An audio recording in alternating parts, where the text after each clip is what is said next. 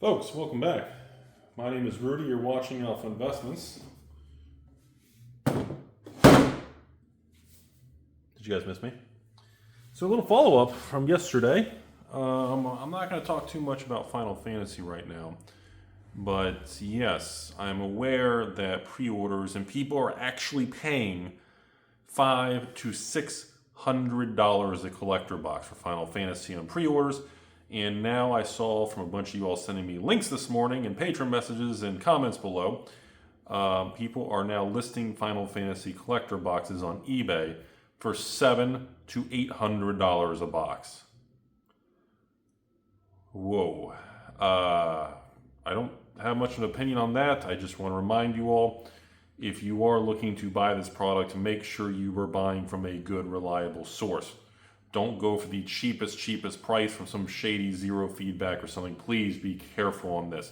Whenever you have an extreme euphoric hype market, you are going to have some bad players and people who are going to jump into the mix to pretty much just try to scam people. Some people are going to get mailed a single collector booster pack and they're going to pay for a box. Some people are going to be mailed regulars. Some people are just going to get fake tracking numbers. Some people are going to pretty much get song and dance saying, oh, it's delayed, wait longer. And maybe they try to pass the 6-month window where you can't do a dispute or a return on eBay or your credit card. If you're buying today, we've got 3 months till release. If we get to release and some of these people say, hey, well, I'm having delays, wait a little longer, that you could get pushed past 6 months and 1 day and you're in Pound Town. Please be very, very careful with the Final Fantasy situation. If you're a Rudy patron, I do not feel I should have concerns selling you guys the regular commander decks, the Final Fantasy play boxes, probably even the bundles. I should be okay on everything on the supply side except the collector box situation, especially now that we know you can get special cards like serialized cards just in that. Besides that collector box item, all other items, if you're a patron, you should be fine. You shouldn't have to worry about it. But anything to do with collector boxes, you're going to have to find some good sources that you trust. So, okay, to the video. A lot of you all have been messaging me after the Final Fantasy video yesterday asking me to cover reserve list buyouts. And I said, well, what are you talking about? There are no reserve list buyouts. So apparently we have 2 buyouts to discuss today. One is quite interesting. The other one is probably one of the dumbest Timmy things I've seen in a very, very long time. So let's discuss. First, we have the dumbest buyout I think I've seen since probably 2021, when people tried to do buyouts in the COVID era, staying home and getting government money. When people started to do buyouts on Ice Age rares, Fallen Empire rares, you get the idea. It was bad. So I have been told that somebody is attempting to buy out revised the Shivan Dragons. I don't know why. I don't know what the plan is here. I don't know if somebody else is trying to be a little Rudy over here, but it is probably one of the dumbest, stupidest choices you could possibly do. The quantity of revised Shivan Dragons that are in collections on the market and probably around the United States in bulk bins and in collections is beyond what you can comprehend. It would take $1 million probably to even put a dent in that type of buyout. If you are looking to cash in on this, I would probably list your copies now and sell them to the strength. There is no way on this planet, I don't care if Pluto becomes a planet again, there is no way a revised buyout on a card like this holds. There's no way. In the person or group or business, whoever's doing this, there's only one of 2 possible solutions here. One, the person knows something that we all don't know, and they know there's going to be some sort of synergy or some sort of banning, some sort of unbanning, some sort of connection with maybe the new Tarkir set, maybe dragons, maybe a new secret lair, maybe a rules change. Somebody must know something. That is my theory number 1 to explain why somebody would do this. Theory number 2. Somebody is just bored and they're kind of in a Rudy situation. They're trying to test the market and I don't, or they're just simply stupid. I would like to think someone's spending that kind of money, because they have to be spending thousands, if not tens of thousands of dollars on doing this. Somebody is just really stupid. I think it's one of the worst possible choices you could do. It's not only is it not reserve list, it's revised. It's been printed in like, you didn't pick ABU, the good stuff. You picked revised. I mean, they even did it in 4th edition in future core sets and base sets. Like, I have no idea why somebody would do this, which leads me to leaning towards somebody just might be really stupid. And I hope that's not the case. If you are the person who did this or the company, send me a message and send me proof, or show me a picture that you bought them all or some sort of proof. I would love to share your story on YouTube on what the rationale is, because from my perspective and pretty much anyone else's perspective, watching what's happening from the sideline, it just makes absolutely no sense. Why on earth people would do that blows my mind. Like, if I had to pick a reserve, if I had to pick a card to buy out and I had to pick revised, obviously the 10 dual lands, everybody knows. Wheel of Fortune, the 11th card, everybody knows. I'm going to say if I had to pick a rare from revised to buy out, I'd probably point towards the Doppelganger, a copy artifact, maybe Brain Geyser, Fast Bond, maybe? I don't, but even all these, like, I'm still like Serendib with the misprint, I guess. But if I had to pick, I just don't, I don't like it. I don't like it. I'm sorry. I'm usually very pro buyouts and pro capitalism and making the game piece army angry and everybody agitated, but I'm not on board with that. Now, number 2, let's jump over in this video. The buyouts of Tolarian Academy. Urza Saga rare. Now, Tolarian Academy is a whole different conversation. When we talk about the strongholds, the cradles, the academies, some of these type of lands from the Saga block that are reserve lists, they were not printed in ABU, revised 4th edition, so on. This is a different conversation.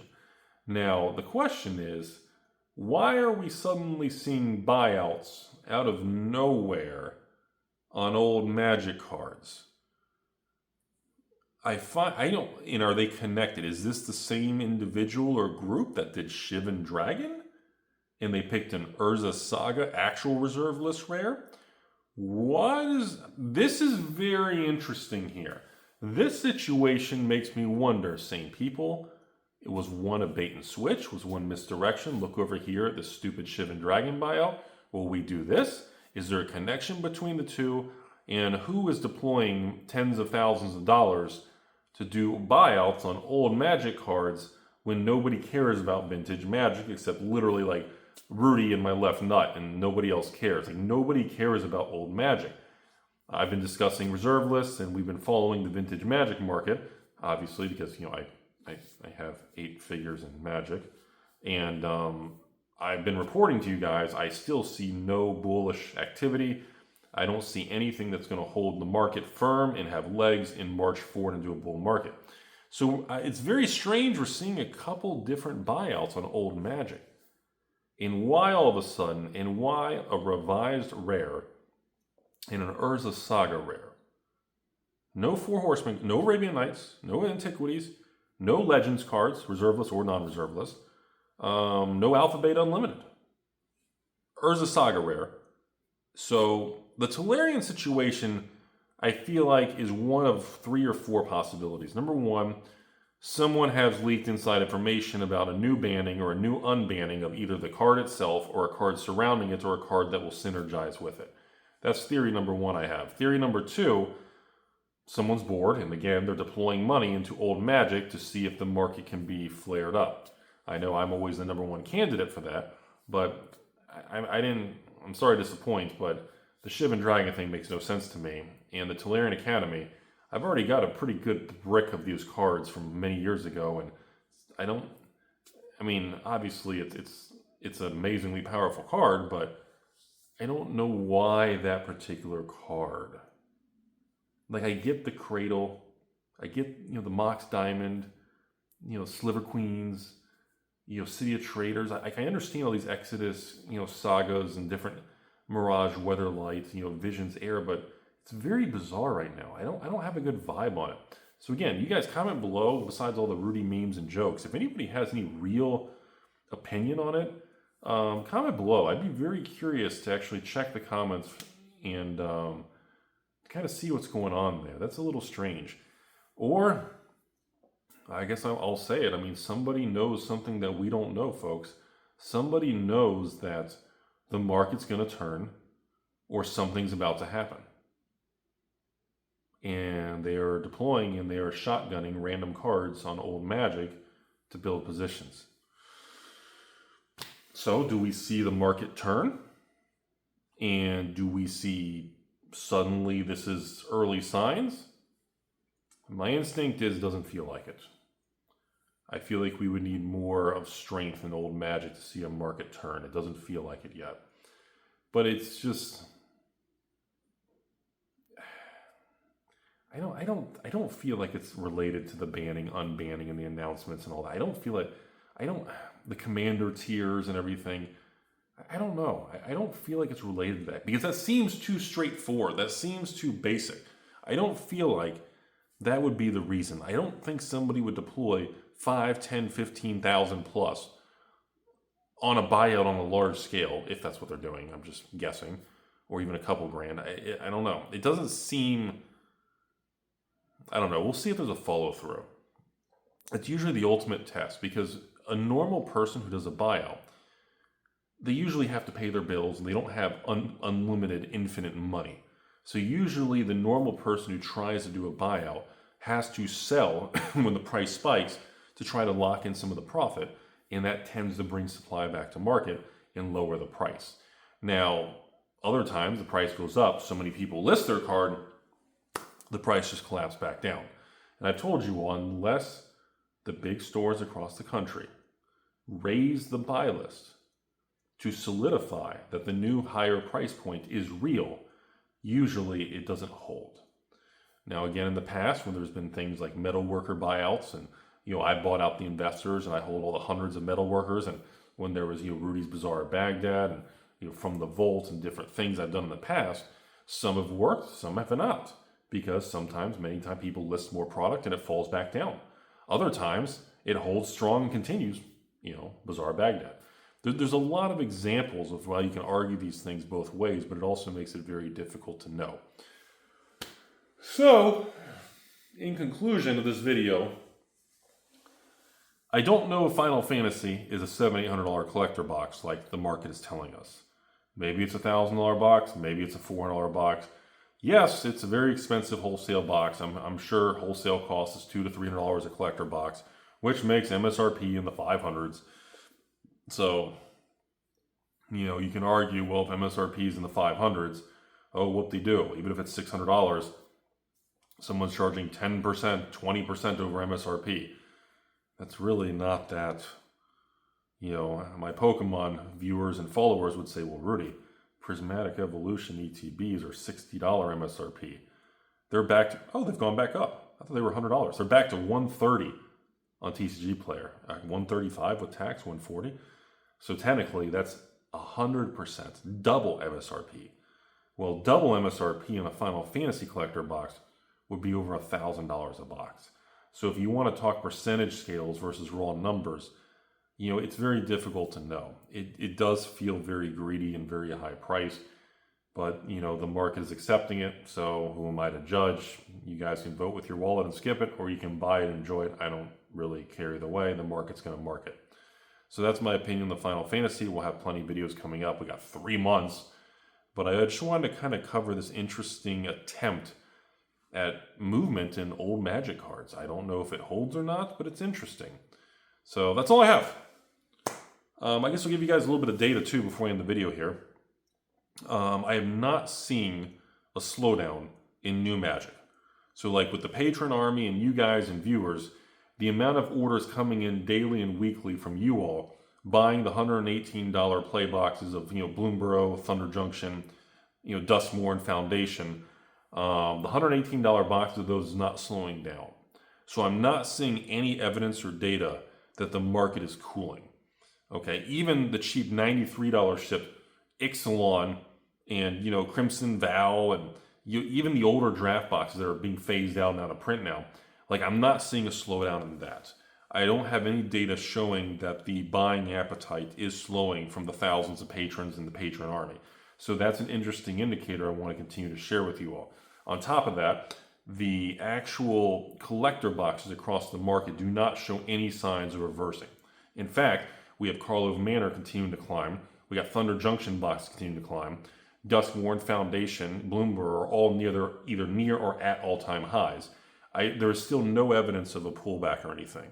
If you want my advice, I think we just had maybe a final. It might be the last. We just had a reprint of like Bloomberg Bloomberg Commander decks and Lord of the Ring Commander decks. From the rumor on the street is this is the last wave of them. Because again, another couple of years is going to be so old and we're going to be so far ahead in sets, it ain't going to matter. So those, I mean, Bloomberg Commander decks were like over $300 a Commander deck set, like 60 days ago. If you want my advice, the Commander deck sets have been very interesting. I'm trying to get a bunch right now for a future patron sale. But I'm telling you, in the meantime, if you want to get a big position, you may want to buy some of these things. Because, I mean, these things were over $300 for Commander deck set. And they dropped all the way to like $150 plus tax after the reprint. They're going to climb back to $200 to $300. So there is just way too much value in these things. So that's interesting. Other than that, Pokemon, we're not going to cover Journey Together yet. We'll start covering that in another week or so. I do have a Flesh and Blood, another 5th anniversary sale coming up. We're doing a High Rollers, expensive, Arcane Rising first edition boxes. Exclusive, you know, we got an old playmat, we got some exclusive Rudy stuff with literally like, I think it's 5 old promos from like 5 years ago. So a nice throwback for people who missed out. It's going to be expensive as shit, as over $1,000 a bundle, but it's going to be super cool. And yeah, if you buy 4 bundles and you're willing to spend $5,000-$6,000 or whatever it is, yeah, you'll even get a sealed case of Arc First Edition. So, which is worth quite a bit of money. So that's coming up. There's even a new Force of Will set coming out. I don't know if anyone cares but me. We just ran the Weiss sale for Blue Archive, I think yesterday or the day before, depending when you watch this video. That was more successful than I thought it would be. I had 600 boxes, 650. I think I've got 1 case left of like 24 boxes and some loose, 30 boxes left out of the 600 or something on that. That was way more successful than I thought it would be. I try to keep a couple cases of each set, and sometimes even I'm like, dang, that was a really high demand. So, yeah, Weiss has been pretty powerful. I know we don't talk about Weiss a lot on this channel because I'm struggling to keep up with all the news. But man, have you seen the calendar releases for Weiss?